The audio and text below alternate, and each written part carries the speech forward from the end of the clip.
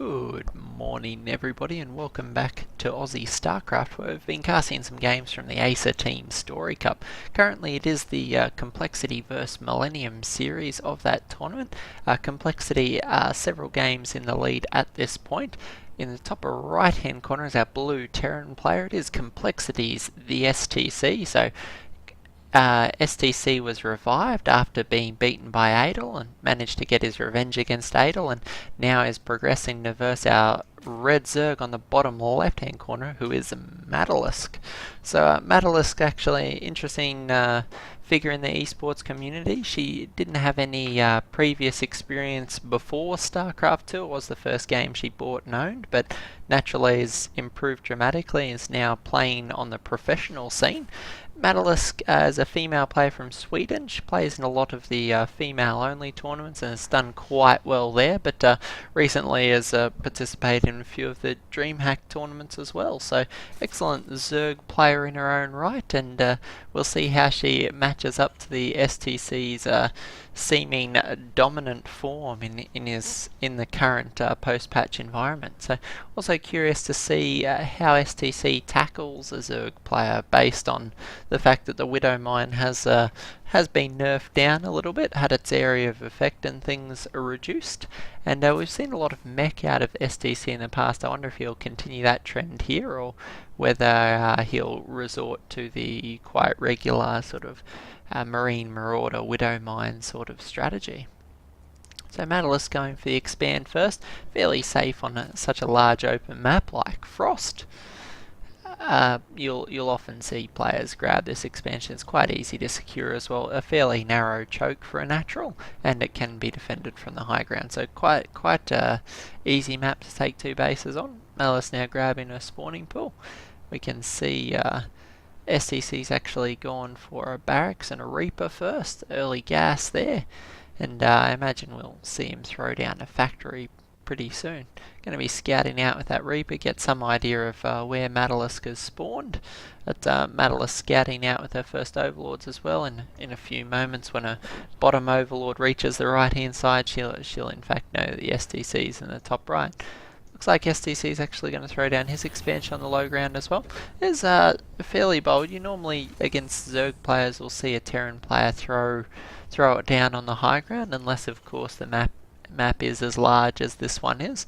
So the STC's reasoning be that this Reaper will hopefully spot any aggression before it moves out, so that this won't get delayed by any quick Zerglings or scouting Zerglings that might get in there and kill the constructing SCV. A few Zerglings are now moving out for Maddelisk, so I imagine this will be completely constructed or close to by the time they make it over there. Reactor going down as well at the moment, which is good, but it does leave the STC to rely only on this Reaper. So luckily the Reaper did in fact cross up with those Zerglings in the middle of the map. Or there's a potential that these two Zerglings could have got in and potentially harassed that SCV. Maybe not in time to prevent the construction, but it would have been quite close. But the Reaper able to cross paths with those and clean up both Zerglings. They're going to move out and do a bit of scouting. Maddelisk has her two queens out, two more on the way, so it's a fairly standard sort of gasless opening. A lot of Zergs will play this way and use their first two queens to inject and the second two to spread creep. Seems to be a fairly standard style in the current environment, and only grabbing their gas as they get to the 5 to 6 minute mark. So see Maddelisk mining out of both those geysers now, and I imagine we'll see the creep spread start. Maddelisk going for a Roach Warren, which is a interesting choice. You don't see as much Roach play as you once did in this matchup. You tend to see quite a bit of the Ling Bangling Maddelisk, so it'll be interesting to see whether these Roaches are just for some early anti-Hellion defense, or whether they're actually there's some sort of timing attack on the way. Third command center going down for the STC and going to complete the wall off with a supply depot. These four Hellions are going to move out, going to pick up a lot of these creep tuners. Ooh, just managing to get that last one before it buries, and that will delay the creep spread quite a bit. TSC pulling his reef back in. There's actually a Banshee following up on the back of this, so no cloak as of yet, but one Banshee gonna be able to provide a little bit of harassment and annoyance, and potentially force a bit of a overreaction on the anti-air defense. Maddelisk going to throw down some Evo chambers to complete the wall off, and these roaches are just going to move out to make sure the Hellions are forced back. That'll give the Queens the opportunity to spread some creep, and it looks like Maddelisk going to go straight for a third base, so wants to make sure she doesn't fall behind the TSC, who's currently got his third almost completed. As Zerg, you tend to want to be in an income advantage versus Terran. You know that when you engage Widow Mines and Stimmed Bio that you tend to trade fairly poorly, and the main way to sort of get ahead is to have an expansion or two on the Terran player and be able to outmine them. Looks like TSC is going to use this early Banshee to great effect, ensure that you can pick off these roaches, and that is going to put a bit more pressure on this third base. Is actually quite under threat now. Maddelisk going to be scouting the main base, can see the productions in play, that the starport is actually on the reactor now, so knows that she probably doesn't have much to fear from cloak, but throwing down a spore crawler or two just to be safe, just to make sure she can have the detection she needs just in case it was researched before it moves. It also helps prevent a bit of drop play or pick out. The third base going to get cleaned up again for Maddelisk. Now she really wants to be able to secure these, otherwise going to find herself at a significant disadvantage. Maddelisk continuing to produce a couple of roaches as well as grabbing the roach speed. This Banshee's actually making its value back several times over, able to do a lot of damage to these roaches and make it difficult for Maddelisk to get this third base up. By the time Maddelisk gets her third base up, the TSCs will have been established for some time, so it's quite an advantage for the TSC, and considering that it's only an investment of 4 Hellions and a Banshee and that early scouting Reaper, it's actually managed to do quite a lot of damage. You can see 725 resources damage as opposed to none, so quite a nice little start for TSC. We can see Maddelisk now producing a few infestors and throwing up that Hydralisk den as well, so that's going to give her a few more tech options and get some potential defense out against things like that Banshee, and be able to shoot down the medevacs in upcoming conflicts. TSC continuing to scout around with this very active force, and now going to try and slip it inside the main, and there's only one queen in position here, so may actually be able to pick up some of these transferring drones. Unfortunately unable to get a decent angle of fire, but these Hellions still doing a lot of work. We've got 2 kills on one and another on a third. A big marine force now in place for the TSC, going to force these roaches back up the ramp. Infestors are here, but not quite enough energy to fungal growth. They need about 2 seconds more. Now they can fungal, so hopefully going to pin some of these marines in place. Nice fungal there, it grabs most of the marines.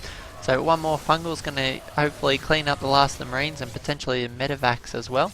Any medevacs you can pick off always worth their weight in gold, as medevacs keep the Terran player super cost effective. So Maddelisk going to be throwing out some Hydralisks now, and we're going to see 2-2 on the way for both our players.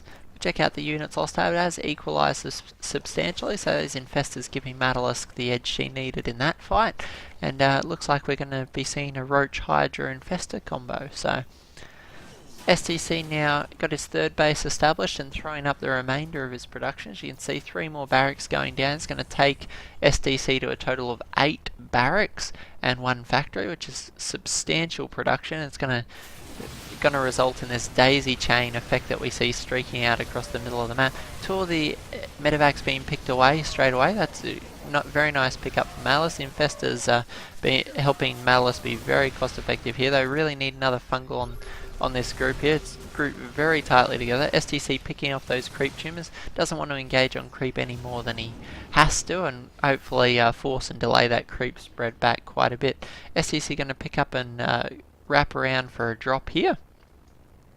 Going to check out the high ground, but there's still no 4th base in that location as of yet. TSC is going to move out and fortify these bases, but Maddelisk can see that drop moving out. It's got more than a few roaches in position ready to defend that. So looks like the game will stabilise for the time being. Maddelisk here able to get enough roaches and hydralisks in play to defend against these drops and the constant pressure from the STC.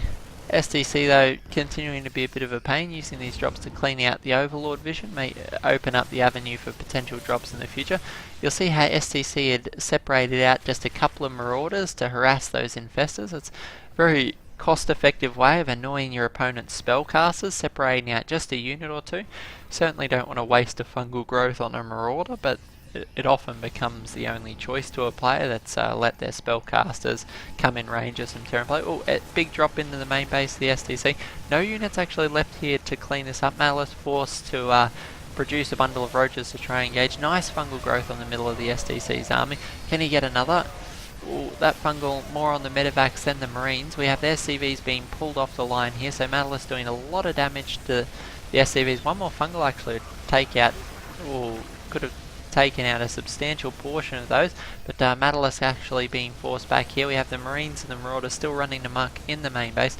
A few roaches moving up, but not nearly enough, and Maddelisk going to be forced to GG out of that game. So a bit of an unfortunate defeat there for Maddelisk. I can't help but thinking she was on the right track to start with there. The roaches and hydras and infestors, she was getting quite nice engagements early on, but that strategy doesn't tend to work late game against stimmed 3/3 bio.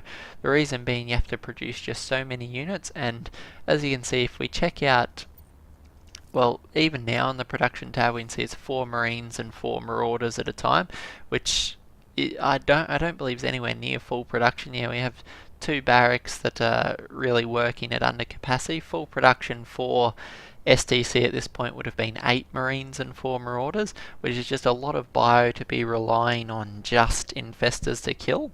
You would need a heck of a lot of energy, and you see it streaming across the maps in groups of approximately this size or maybe slightly smaller, and it's quite difficult to hold off with just infestors. So Maddelisk probably wanting to get a few Banelings or Ultralisks or some other unit on the map. Maybe not Ultralisks for the amount of Marauders that were out, but definitely some Banelings or Baneling landmines would have been nice with how grouped up the STC's units were. So a few different options that Maddelisk had. Unfortunately unable to defeat STC. He continues on his rampage.